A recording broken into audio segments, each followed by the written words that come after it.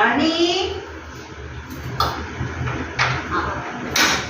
రాణి అత్తయ్య తడిపియమ్మా. అయిపోయిందా షాపింగ్? ఏంటి గట్టిగా చేసినట్టున్నారు షాపింగ్? ఇల్లు చీరలు కొన్నారేంటి? మరి కొనాలి కదమ్మా, శ్రావణ మాసం వచ్చింది కదా. చూపించండి ఒకసారి. కూర్చో చూపిస్తానండి నేను. అమ్మయ్య బోల్ మధ్యాహ్నం వెళ్ళాను, ఇప్పుడు వచ్చాను. అంటే చాలా చాలా తిరుగుతారు. మరి తిరిగాను ఇంచర్లమ్మా, కొత్త కదా మరి.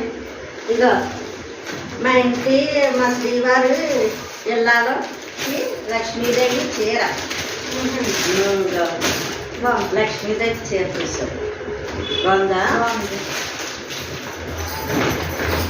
ఇగో ఈ చీర ఏమో ఇగో బట్టలు మాకు బట్టలు ఉతుకుతుంది ఆవిడకి అనమాట. ఇక ఈ చీర ఏమో అంటులతో ఉంటుంది ఆవిడకి అనమాట. ఇగో చూడు, అంచది పెద్దది ఉండాలి ఆవిడకి. కలర్స్ అయ్యి లైట్గా నచ్చాలి. ఇక మరి నచ్చాలి కదా కలర్స్ అయ్యి. ఇక ఏమో తడిగొడ్లు పెట్టిన ఆవిడకి. ఇక బాగున్నాయా? మనకు అసలు పని మనుషులే లేరు కదా, మీరు ఎంతమంది మనుషులు చెప్తున్నారు? అవన్నీ నేనేనమ్మా. మరి ఉదయం వేసి తడిగొడ్లెట్టు అంట్లో తోముతానా, మళ్ళీ తర్వాత బట్టలు ఎత్తుతానా?